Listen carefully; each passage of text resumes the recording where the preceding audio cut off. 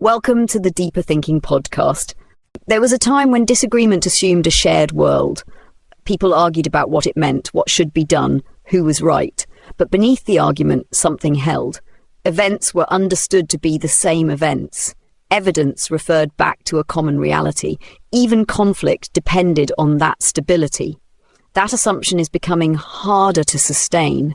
It is no longer only that people reach different conclusions. It is that what appears to them, what becomes visible, what enters their attention at all, is no longer reliably the same. The ground on which disagreement once took place has begun to shift.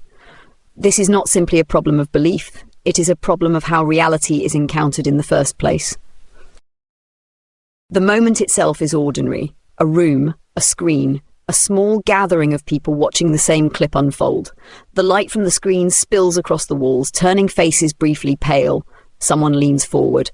Someone else folds their arms. The video ends, and for a second, the room remains quiet, as though everyone has seen the same thing. Then the interpretations begin. One person says the clip proves what they already suspected.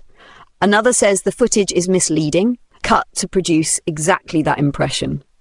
A third shrugs with a kind of practiced fatigue, the wariness of someone who has watched too many arguments that seem to repeat the same pattern. Later that night, the same clip appears again.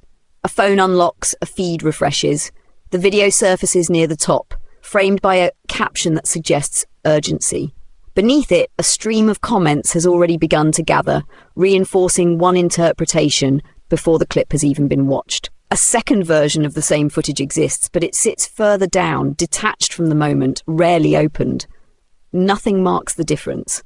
No signal announces why one appears first and the other does not. Yet one becomes part of what is seen, repeated, argued over. The other fades into the background as though it never fully entered the world at all. This experience has become strangely familiar. Across politics, media, and everyday conversation, people increasingly describe the same sensation. The feeling that shared events no longer produce a shared world. Facts appear unstable, institutions are doubted, narratives multiply faster than they can be reconciled.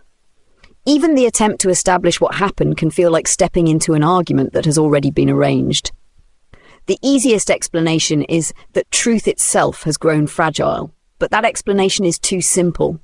For most of modern history, societies have never relied on truth alone. They relied on systems that helped stabilize it. Institutions classified the world, media transmitted it, and common frameworks allowed strangers to recognize the same reality even while arguing about its meaning. Those systems made modern public life possible. They also made it vulnerable. The struggle over truth rarely takes the form people expect. It does not always require proving that reality is false. Often it is enough to alter the systems through which reality becomes visible in the first place. The history of the modern world can be read in part as the slow transformation of those systems. Over the past 2 centuries, the mechanisms through which societies stabilize and interpret reality have changed repeatedly through institutions, through media, through networks, and now through adaptive infrastructures that shape attention itself. Each transformation promised greater clarity. Each also rearranged the conditions under which a shared world could exist. If the screen in that room makes one thing visible, it is this. People do not enter public life as neutral observers and then calmly decide what is real. They arrive already trained by worlds of classification they did not build. Long before the argument begins, they have learned what counts as evidence, whose voice sounds credible, which feelings seem rational, and what kinds of experience deserve a name. That training happens quietly. A student is told they are promising, average, difficult, behind. A patient waits for a specialist to translate pain into a diagnosis that both clarifies and confines it. A worker learns to describe exhaustion as inefficiency, anxiety as poor resilience, obedience as professionalism. Again and again, modern life passes through institutions that do more than organise experience. They format it. Michel Foucault understood that this formatting was one of modernity's deepest powers. Schools, hospitals, prisons, clinics, bureaucracies. These were not merely places where reality was recorded. They were places where reality was sorted into acceptable forms. The record, the case file, the assessment, the report, the classification system, these do not simply preserve truth. They help produce the conditions in which something can become legible as truth at all. That is why institutional knowledge carries such force. It arrives already authorized. It appears impersonal, procedural, detached from desire. Yet beneath that calm surface lies an extraordinary political achievement. Whole societies have learned to trust realities that come stamped by systems, categories, credentials, and methods they rarely examine. And yet this achievement cannot be dismissed. Without these systems, there is no shared world to speak of. Without classification, experience remains private and incommunicable. Without verification, claims cannot be tested. Without common standards, strangers cannot coordinate, institutions cannot be held accountable, and public life fragments into isolated perceptions that never fully meet. What feels like constraint is also what makes collective reality possible. The same structures that stabilize reality are the ones that make it shapeable. The authority that allows a diagnosis to clarify suffering also allows it to define what suffering is allowed to count. The procedures that make knowledge trustworthy also determine which forms of knowledge can appear at all. The more successfully a system organizes the world, the more deeply it sets the terms under which that world can be known. Other thinkers saw the same mechanism from different directions. Durkheim argued that the moral frameworks people experience as natural are in fact social facts built collectively and then felt as external constraint. Marx showed how capitalism makes historical arrangements look inevitable, turning relationships among people into relationships among things, wages, prices, commodities, markets. Berger and Luckmann later sharpened the point. Human beings build institutions to stabilize life. Then those institutions harden and return to later generations as though they had always existed. This is the hidden paradox of modern order. The more successful a system becomes at organizing reality, the less visible its authorship appears. Classification begins to feel like nature. Procedure begins to feel like truth. Power no longer needs to announce itself dramatically because it has settled into the ordinary terms through which people interpret what is happening. And that stability, for a time, can feel like civilization itself. It makes coordination possible. It allows strangers to inhabit a common world. It gives public life a grammar. Because once reality depends on institutions powerful enough to name, verify, and normalize experience, the struggle over truth no longer begins only with lies. It begins much earlier, inside the systems that teach a society what reality is supposed to look like. As these institutional systems expanded, they created something unprecedented in human history. Vast societies in which millions of strangers could coordinate their lives through shared frameworks of knowledge. Governments relied on experts, economies relied on abstract models, and public life increasingly depended on trust in professional authority. For a time, this arrangement appeared remarkably stable. Truth seemed anchored by institutions capable of verifying facts and organizing knowledge. But the 20th century revealed a disturbing weakness within this system. The political theorist Hannah Arendt, reflecting on the rise of totalitarian regimes in Europe, noticed that modern mass societies created new conditions for the manipulation of reality. Unlike earlier forms of tyranny which relied heavily on force, modern propaganda operated within environments already saturated with institutions, media, and information. Arendt observed that propaganda did not simply persuade people to believe false claims. Instead, it gradually undermined the distinction between fact and fiction altogether. In such conditions, the problem was not that citizens believed propaganda completely. Many individuals living under authoritarian regimes privately doubted official narratives. What mattered was that the constant production of contradictory explanations, dramatic accusations, and shifting interpretations created an atmosphere in which the effort to determine what was true became exhausting. When reality appears unstable, individuals often retreat toward narratives that reinforce identity, loyalty, or fear rather than carefully weighing evidence. Arendt believed that this erosion of shared factual reality represented one of the most dangerous transformations in modern politics. A society that loses confidence in factual truth also loses its ability to hold power accountable. Without a stable ground of shared evidence, Public debate becomes a struggle between competing narratives rather than an attempt to understand the world. Other thinkers approach the same phenomenon from sociological perspectives. Antonio Gramsci, writing from prison in the 1930s, argued that modern power often operates not through coercion but through hegemony, the subtle shaping of cultural norms, beliefs and common sense, so that existing power structures appear natural and inevitable. Schools, media institutions, religious organisations and cultural practices all contribute to producing a shared worldview that stabilises social order. At the same time, sociologists such as Peter Berger and Thomas Luckman began examining how everyday reality itself is socially constructed. In their analysis, societies create stable worlds through processes of externalisation, institutionalisation and internalisation. Human beings build institutions, institutions become objective social facts, and individuals eventually internalise these structures as part of their own understanding of reality. What emerges from these philosophical and sociological insights is a picture of reality as something far more fragile than earlier generations imagined. As the 20th century progressed, that shift began quietly, almost invisibly. New technologies did not simply transmit information faster, they changed the environment in which reality was perceived. Radios entered homes, followed by televisions that brought distant events into the intimate space of the living room. Wars, elections, disasters, and celebrations were no longer experienced primarily through direct participation or careful reading. They arrived as images, compressed, edited, framed. The media theorist Marshall McLuhan was among the first to recognise that this transformation was deeper than a change in communication. Technologies, he argued, reshaped the sensory balance through which human beings encounter the world. Print culture had encouraged linear reasoning, stable narratives, and the slow accumulation of knowledge. Electronic media produced something very different, a continuous stream of impressions that collapsed distance and time, pulling events from across the globe into a single, immediate flow. In such an environment, the content of information matters less than the structure of the medium itself. This was the meaning behind McLuhan's famous observation that the medium becomes the message.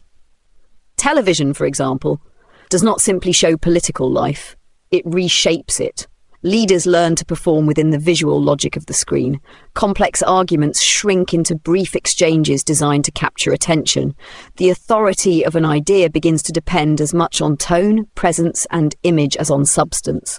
Other thinkers began to notice how this transformation extended beyond media technology into the everyday experience of social life. The sociologist Irving Goffman described modern identity as a form of performance in which individuals manage impressions across different social stages. With the rise of mass media, these performances expanded beyond immediate interactions and began circulating through wider cultural systems. Public figures, celebrities, and political leaders became models through which entire societies imagined success, authority, and belonging. Meanwhile, cultural theorists such as Roland Barthes explored how images and narratives generate what he called modern myths.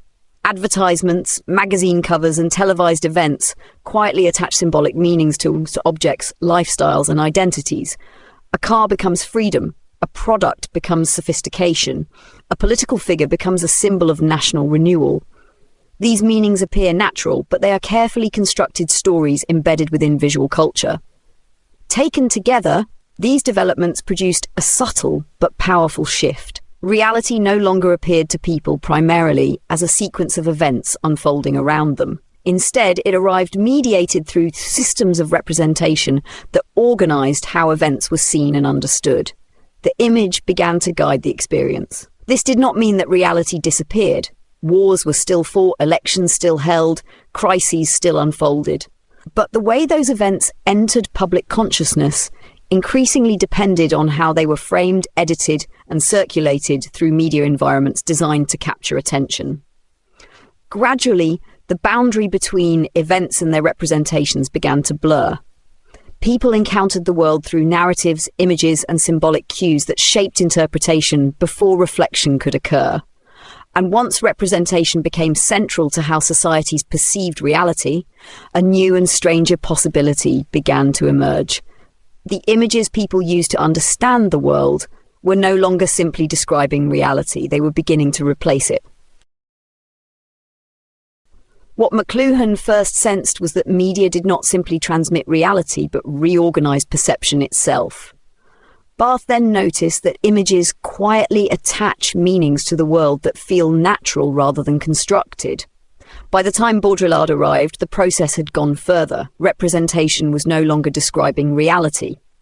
It was beginning to replace it. By the late 20th century, the image had acquired a strange new authority. It no longer seemed to arrive after reality, as a record or reflection of something that had already happened.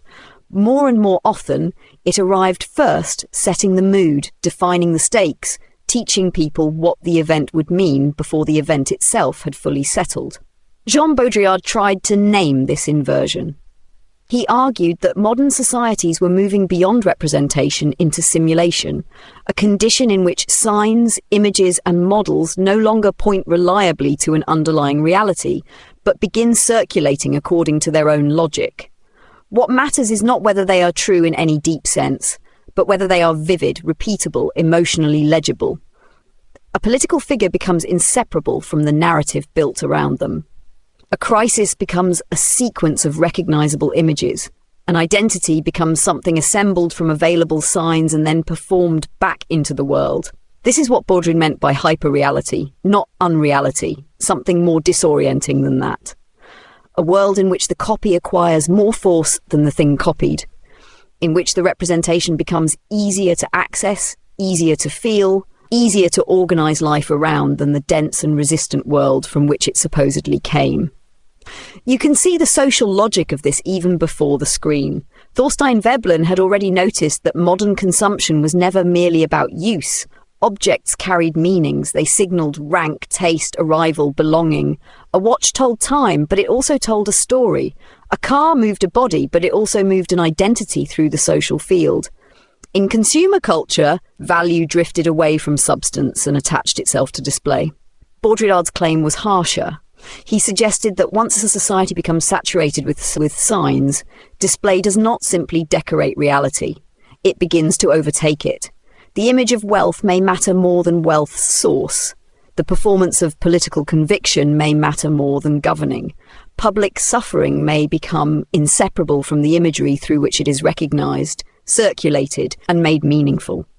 What people respond to is not always the event itself, but the symbolic form in which the event becomes available to attention. This is why hyperreality feels so difficult to resist. It is often more coherent than the world beneath it. Reality is slow, contradictory, unfinished. The simulation arrives already edited. It offers sharp outlines, moral cues, emotional pacing. It tells people where to look and what to feel before they have had time to notice how much has been removed. And still the physical world remains, stubborn and punitive. Bodies break, cities flood, wars destroy what no image can restore. The real does not vanish. It recedes behind layers of representation that become socially more operative than the thing itself. So the question quietly changes. It is no longer only whether an image corresponds to reality. It is whether reality can still compete with the images through which it must now appear. For most of the 20th century, the systems shaping public reality still had a visible face. A newspaper editor could be named. A television network could be criticized. A ministry could be distrusted. Even when these institutions distorted, selected, or dramatized, the architecture of mediation remained recognizable enough that resistance could still imagine a target. The digital network dissolved that clarity. At first, the shift looked emancipatory. The gates seemed to open. Information no longer had to pass through a small class of editors, broadcasters, and official authorities before entering public life. Anyone could publish, document, respond, record.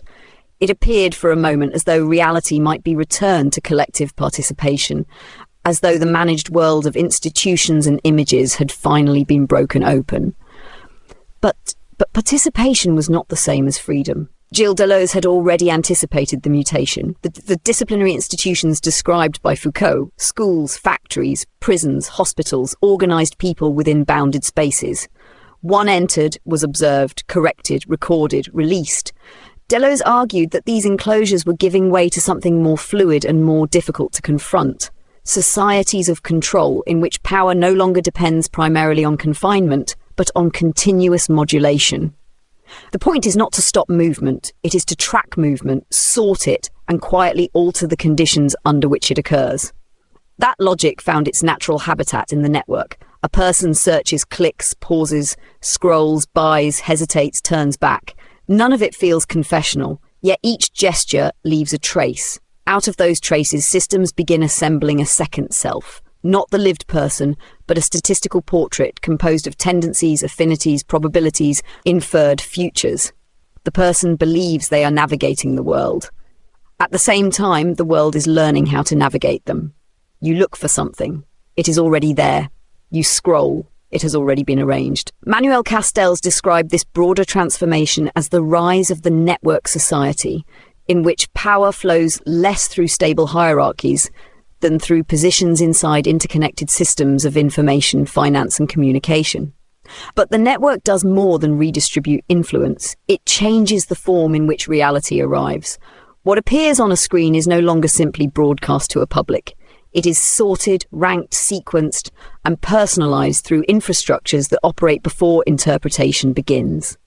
This is where datafication stops being merely technical and becomes existential. Searches, locations, purchases, dwell times, accelerations, route changes, moments of return, fragments of ordinary life are converted into signals.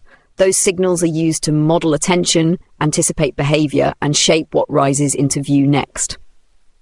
A headline is placed slightly higher, a recommendation appears a little earlier, a certain kind of world becomes easier to encounter than another. Earlier systems taught people how to read reality. These systems begin by deciding what reality is most likely to appear.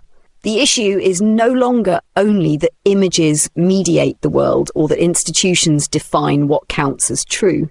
It is that digital infrastructures begin arranging the pathways through which the world becomes visible at all. Before judgment, there is ranking. Before interpretation, there is filtering. Before belief, there is selection.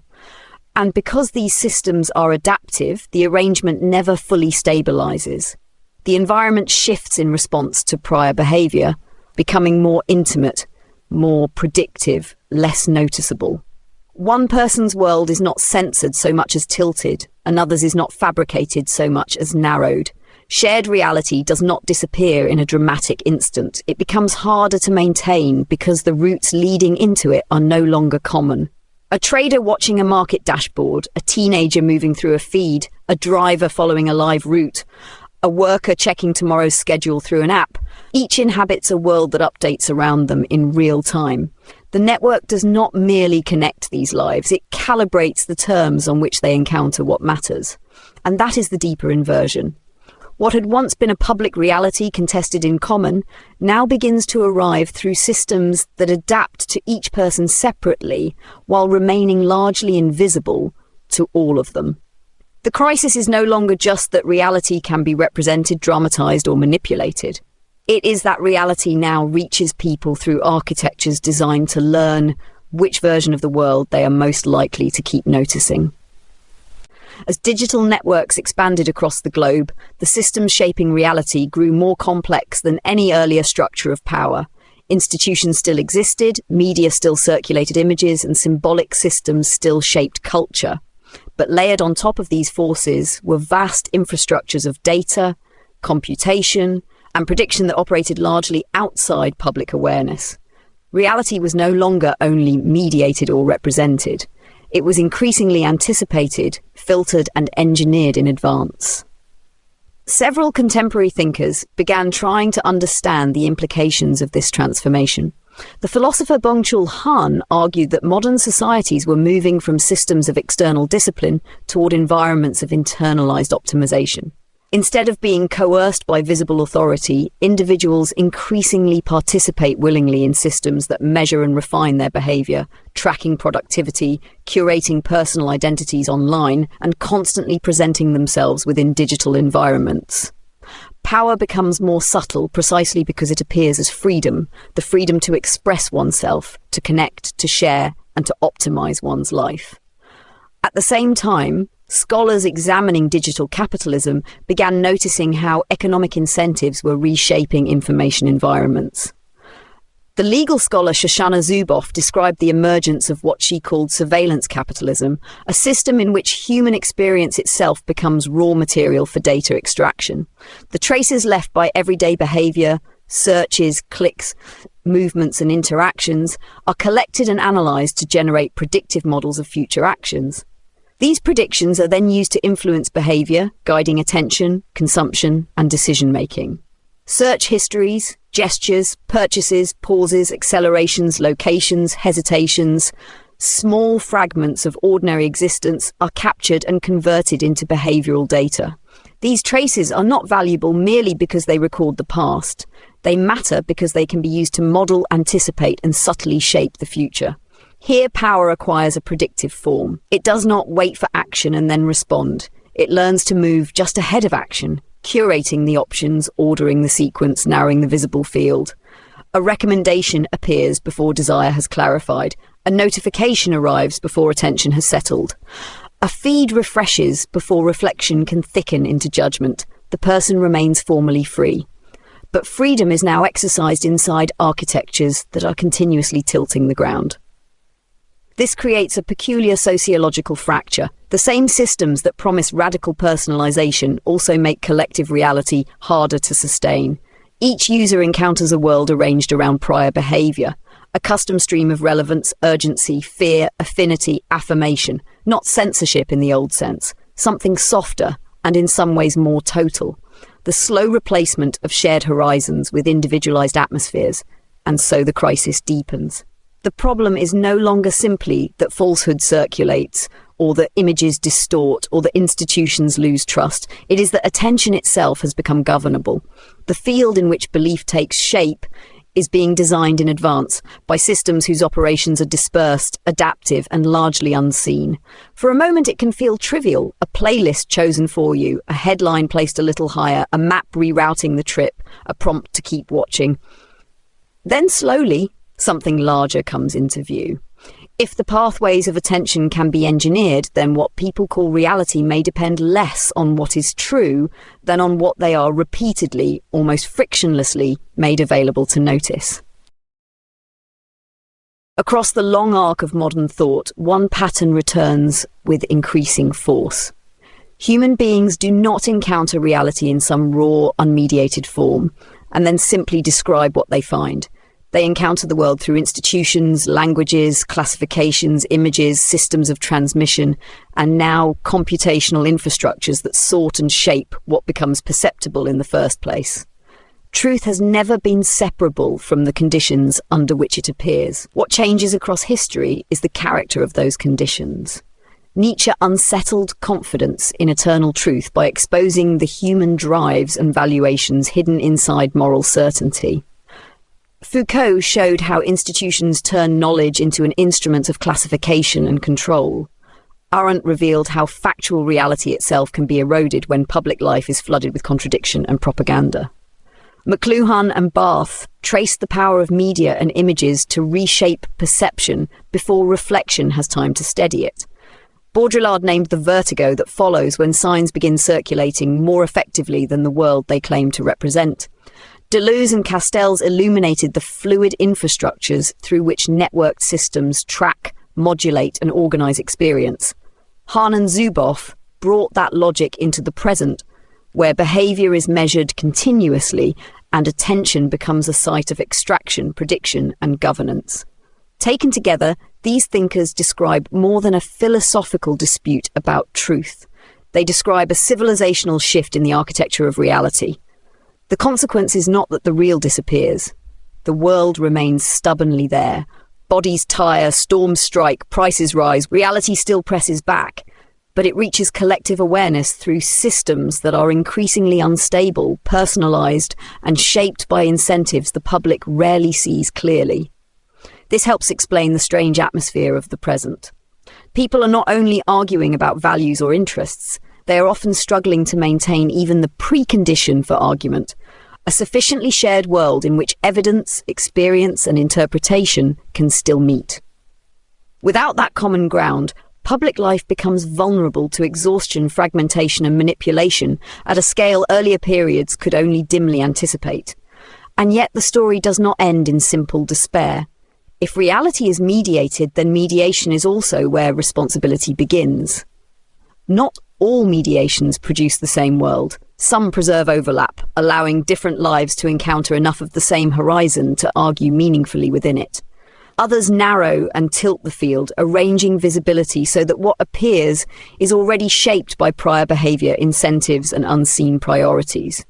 The crisis of reality is not only a crisis of misinformation, ideology or technological excess, it is a crisis of the shared conditions under which a world can still appear in common.